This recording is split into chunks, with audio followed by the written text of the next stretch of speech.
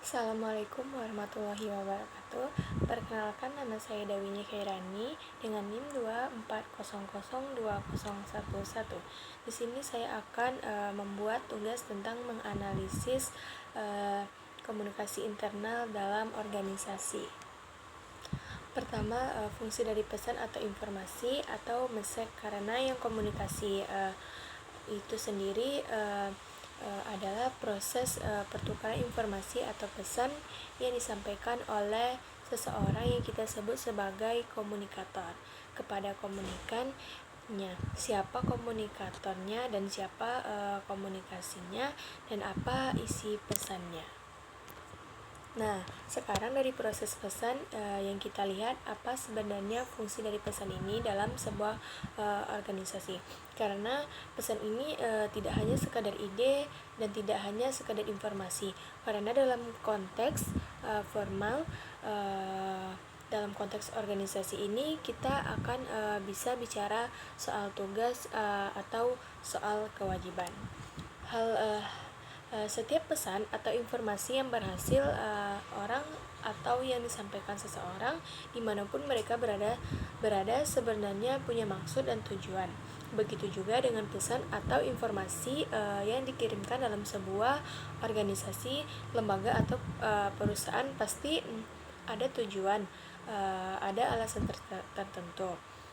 Mengapa pesan atau informasi itu dikirimkan kemudian diterima oleh orang atau bagian-bagian tertentu yang ada di lembaga tersebut.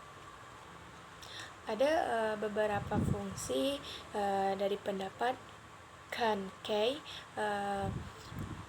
yang pendapatnya yang utama yaitu mereka berpendapat bahwa fungsi pesan dalam komunikasi sebuah organisasi atau lembaga itu terkait dengan produksi. Yang kedua akan terkait dengan pemeliharaan. Yang ketiga yaitu fungsi pesan itu terkait dengan penerimaan dan pengelolaan organisasi. Yang keempat karena melihat itu dari fungsi pesan atau fungsi informasi yang ada di sebuah organisasi. Secara umum, apa fungsi dari pesan atau mindset yang ada di dalam sebuah organisasi? Ada 3 alasan pengirim pesan. Yang pertama, untuk pelaksanaan tugas. Secara umum sangat jelas pelaksanaan tugas dari seseorang ke seseorang, bagian-pembagian yang ada di sebuah lembaga atau organisasi. Yang kedua adalah untuk pemeliharaan.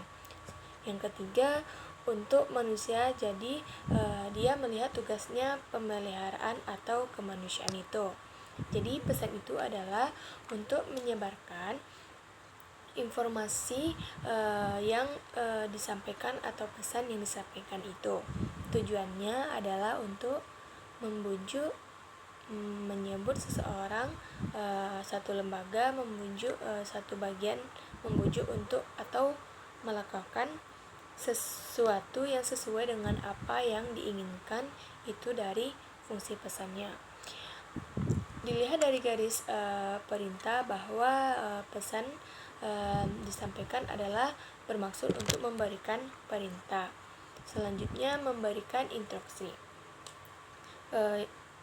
Selanjutnya yaitu mengintegrasikan organisasi yang terdiri dari bagian diintegrasi semuanya menjadi satu kesatuan untuk mencapai tujuan dalam proses kerja.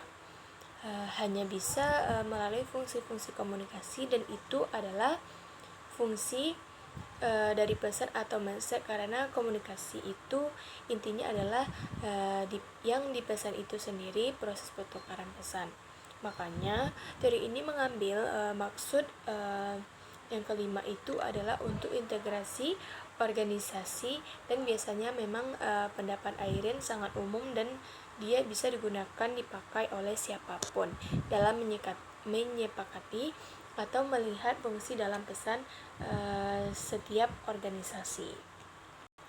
Selanjutnya tujuan utamanya adalah tujuan organisasi.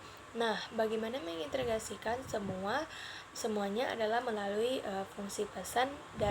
Ada yang keempat adalah memberikan informasi sekaligus instruksi yang sangat jelas, masuk akal, bahwa bagaimana mungkin instruksi informasi akan bisa ada di sebuah lembaga atau organisasi tanpa pesan-pesan itu sendiri.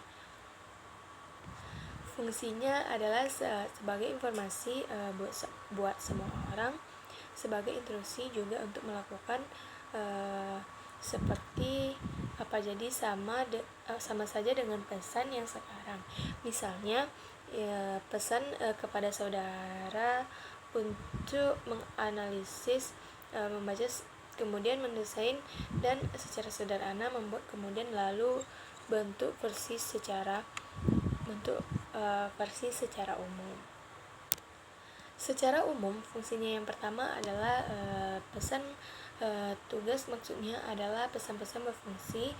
Pesan itu adalah untuk tugas, bahwa pesan-pesan yang berkenan dengan pelaksanaan tugas-tugas organisasi oleh anggota organisasi melalui informasi atau penyebaran pesan yang disampaikan oleh para pengambil kebijakan atau manajemen yang ada di lembaga atau perusahaan.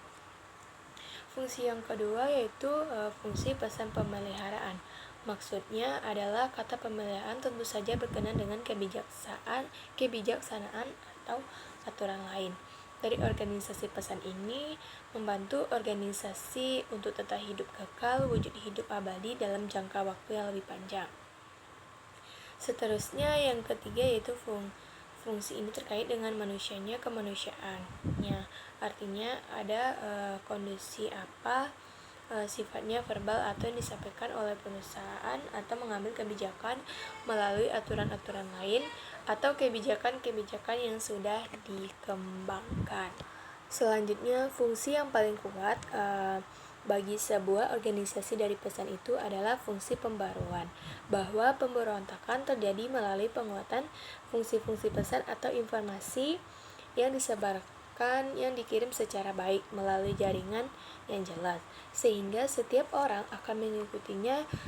Kita masuk ke bagian yang kedua, yaitu melihat jaringan komunikasi formal.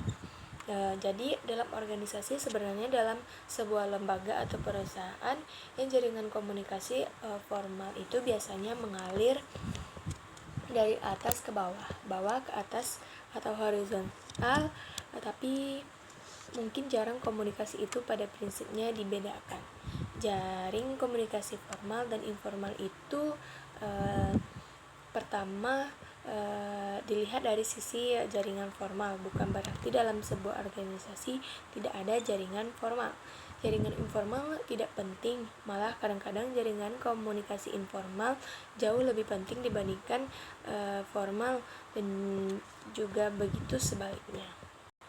Jaringan komunikasi formal itu biasanya mengalir dari, ada yang betap, ada yang dari atas ke bawah, ada yang selevel atau kita menyebutnya horizontal, atau ada yang pesan arusnya itu diagonal.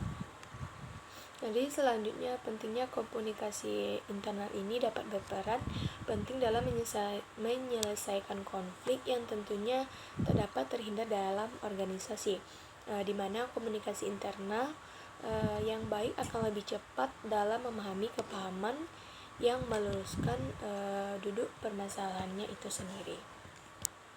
Jadi selanjutnya, strategi menjaga komunikasi internal itu, strategi efektif untuk menjaga komunikasi internal yang pertama yaitu memanfaatkan platform komunikasi seperti chat grup, email kerja, dan aplikasi kolaboratif. Yang kedua yaitu gunakan teknologi untuk menghubungkan karyawan dan memfasilitasi aplikasi kolaboratif dan dialog lintas departemen. Yang ketiga yaitu para pemimpin harus berinteraksi langsung dengan karyawan untuk memahami audiens mereka dan mendukung keterlibatan karyawan.